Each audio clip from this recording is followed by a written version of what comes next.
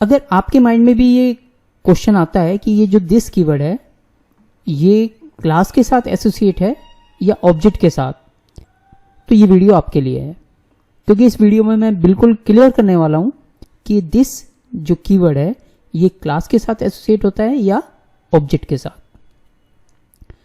देखिए, सबसे पहली चीज तो आपको ये समझनी चाहिए कि क्लास है क्या। आपने पढ़ा होगा कि class is a blueprint. Blueprint का मतलब है ये जस्ट ब्लूप्रिंट ही है। ये ए बी एक्स कंस्ट्रक्टर, ये शो मेथड, ये रियल में एग्जिस्ट करते ही नहीं है। क्यों? क्योंकि क्लास तो ब्लूप्रिंट है। ये एग्जिस्टेंस में कब आएंगे? ये एग्जिस्टेंस में तभी आएंगे जब आप एक्स क्लास का ऑब्जेक्ट क्रिएट करेंगे और उस ऑब्जेक्ट के अंदर ए बी कंस्ट्रक्टर और ये शो मेथड अवेलेबल होंगे। बिना ऑब्जेक्ट क्रिएट किए आप इनमें से किसी को भी इस क्लास के बाहर यूज नहीं कर सकते। अगर आपको यूज करना है तो आपको ऑब्जेक्ट क्रिएट करना ही होगा। तो इसका मतलब अगर ये सारी चीजें ऑब्जेक्ट के अंदर जाएंगी तो इसका मतलब ये सारी चीजें किससे रिलेटेड है? ऑब्जेक्ट से रिलेटेड ही हैं। इसे और क्लियर करने के लिए मैं एक एग्जांपल लेता हूं। यहां पर मैंने एक क्लास टेस्ट बनाई है और इसके मेन मेथड के अंदर मैंने कुछ स्टेटमेंट्स लिखी हैं, जिसमें से पहली स्टेटमेंट है X O B equal to new X. ये पहला ऑब्जेक्ट, ये दूसरा ऑब्जेक्ट और फिर ये कुछ एसओपी स्टेटमेंट्स हैं। इसे अंडरस्टैंड करते हैं क्योंकि इसी से बिल्कुल क्लियर होगा आपको कि दिस किस तरीके से वर्क करेगा। देखिए, पहली स्टेटमेंट है X O B equal to new X. ये जो न्यू एक्स है सबसे पहले ये एग्जीक्यूट होगा और इससे क्या होगा? इससे हीप मेमोरी में एक ऑब्जेक्ट बन जाएगा। मैं इसका मेमोरी डायग्राम बना देता हूं। ये रहा हमारे पास ऑब्जेक्ट हीप मेमोरी के अंदर, ठीक है। तो जब ऑब्जेक्ट बनेगा तो यहां पर ये क्या कॉल करेगा? यहां पर ये कंस्ट्रक्टर कॉल करता है। कंस्ट्रक्टर का मतलब ये वाला कंस्ट्रक्टर कॉल होगा। 2 जाकर के किस में स्टोर होगा? ए में, और 3 जाकर के स्टोर होगा बी में। जब मैं ये कहता हूं कि ये 2 जाकर के ए में स्टोर होगा और 3 जाकर के बी में स्टोर होगा, एक्चुअल में मैं क्लास की बात नहीं कर रहा, क्योंकि क्लास सामने सामने दिखाई देती है इसलिए हम ऐसा कर देते हैं। जबकि एक्चुअल में आपको मेमोरी डायग्राम बना करके ये समझना चाहिए कि ये 2 और 3 यहां पर नहीं जाएंगे। ये 2 एंड 3 कहां पर जाएंगे? ये जो ऑब्जेक्ट क्रिएट होने लग रहा है ये इस ए में जाएगा 2, और ये 3 इस बी में जाएगा। अब क्योंकि इनका नाम ए और बी है और जो आपके इंस्टांस के अंदर जो वेरिएबल गए हैं ये कहां से आए हैं? ये यहां से आए हैं। देखो ये वाले, ठीक है, क्योंकि जो चीज क्लास के अंदर होगी वो सारी चीज ऑब्जेक्ट के अंदर जानी है, ठीक है। तो क्योंकि इनका नाम भी ए और बी है इसलिए कैसे डिफरेंशिएट करें कि लोकल ए यानी ये वाला ए कौन सा है और इंस्टांस वाला ए कौन सा है? इंस्टांस मतलब ऑब्जेक्ट वाला ए, ठीक है। तो इंस्टांस वाले ए को रेफर करने के लिए हम यूज करते हैं दिस। यहां पे ओबी क्यों नहीं यूज करते? क्योंकि देखो पहले राइट हैंड साइड का एग्जीक्यूट हो रहा है, तो अभी तो ऑब्जेक्ट बनने ही लग रहा है। बनने के बाद OB1 को असाइन होगा ना, तो अभी तो इसे OB1 कुछ पता ही नहीं है, अभी तो ऑब्जेक्ट बनने लग रहा है। हम क्या कह रहे हैं? इसी ऑब्जेक्ट के ए को असाइन करें, तो फिर हम यूज करेंगे दिस। तो दिस मतलब यही वाला ऑब्जेक्ट जो बनने लग रहा है उसी के ए में कौन से वाला ए चला जाए? ये लोकल वाला ए। ऐसे this dot B equal to B, तो इसका मतलब ये जो 2 एंड 3 है किसे असाइन होंगे? इस लोकल वाले ए से निकल करके दिस डॉट ए यानी इंस्टांस वाले ए में यहां पर चले जाएंगे। कितना? इसकी वैल्यू हो जाएगी 2 और इस बी की वैल्यू हो जाएगी कितनी? 3, ठीक है। इसके बाद ये जब ऑब्जेक्ट बन गया ये असाइन होगा OB1 को। अब देखिए OB1 भी एक वेरिएबल है, ठीक है, लेकिन ये तो न्यू से क्रिएट नहीं हो रहा, न्यू से तो ये वाला क्रिएट हुआ था।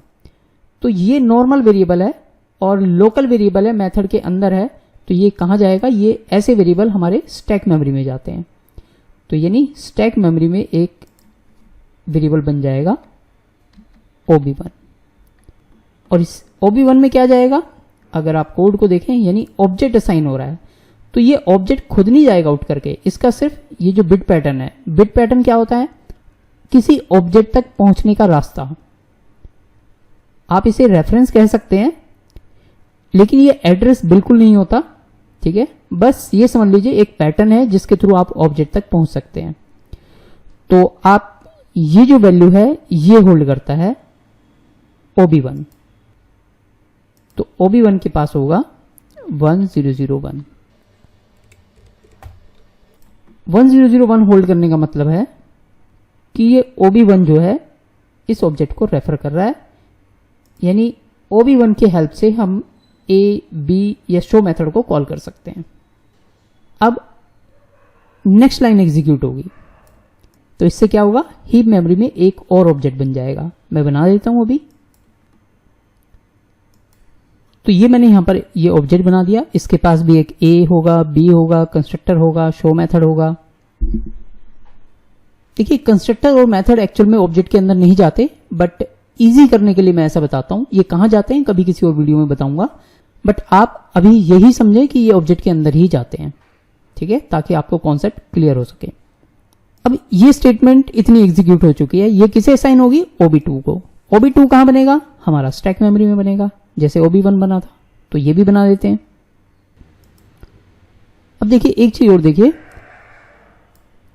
कि जब ये ऑब्जेक्ट बनेगा तो क्या कॉल होगा, कंस्ट्रक्टर कॉल होगा। कहां पर, यहां पर नहीं, ये वाला कंस्ट्रक्टर कॉल होगा। तो 5 कहां जाके स्टोर होगा, इस A में, इस वाले A में नहीं। अब क्योंकि ये नया ऑब्जेक्ट है तो इसका A अलग है, और ये 10 कहां जाके स्टोर होगा, इस ऑब्जेक्ट के B में, ठीक है। अब नेक्स्ट स्टेटमेंट है this dot A equal to A। अब दिस किसे रेफर कर रहा है, वो इस क्लास को रेफर नहीं कर रहा, ना ही इस ऑब्जेक्ट को रेफर कर रहा है, वो अब इस वाले ऑब्जेक्ट को जो अभी बनने लग रहा है, जो बिल्कुल नया ऑब्जेक्ट है, इसके A को रेफर कर रहा है। तो जो A की वैल्यू है यानी 5 किसे असाइन हो जाएगी, दिस डॉट A, यानी इस ऑब्जेक्ट के A को असाइन हो जाएगी। यानी यहां पे आ जाएगा A इक्वल टू कितना, 5। इसी तरीके से दूसरी वाली वैल्यू है 10 B में असाइन होगी, और यहां पर है this dot B equal to B, तो इस B में कितना आ जाएगा, 10, ठीक है। इसके बाद ये ऑब्जेक्ट बनकर के तैयार है, ये किसे असाइन होगा, OB2 को। जब मैं कहता हूं ये OB2 को असाइन होगा, तो इसका मतलब ये नहीं है कि ये पूरा का पूरा ऑब्जेक्ट OB2 में जाएगा, इसका सिर्फ बिट पैटर्न जाकर के OB2 में स्टोर होगा। अब OB1 और OB2 से हम इन ऑब्जेक्ट को एक्सेस कर सकते हैं। अब है OB1 का A, तो OB1 क्योंकि इस ऑब्जेक्ट को रेफर कर रहा है, तो इसका मतलब इस A की वैल्यू प्रिंट करेगा, दैट इज 2। यहां पे मैं लिख भी देता हूं 2, और जब मैं OB2.A लिखूंगा तो OB2 का A कितना है, 5, तो ये 5 प्रिंट करेगा, ठीक है। ऐसे ही OB1 का B, OB1 का B कितना प्रिंट करेगा, 3, और OB2 का B कितना है, 10, तो ये प्रिंट करेगा कितना, 10। तो एक बार इसे पहले कंपाइल करके रन करके देख लेते हैं।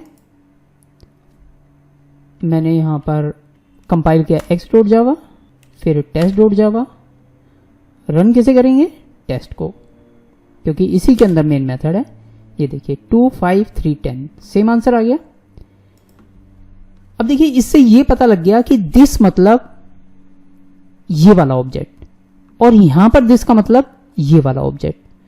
तो दिस किसके साथ एसोसिएट हुआ, क्लास के साथ नहीं, दिस एसोसिएट हुआ अपने अपने ऑब्जेक्ट के साथ। इसका दिस इस ऑब्जेक्ट के साथ एसोसिएट है, इसका दिस इस ऑब्जेक्ट के साथ एसोसिएट है।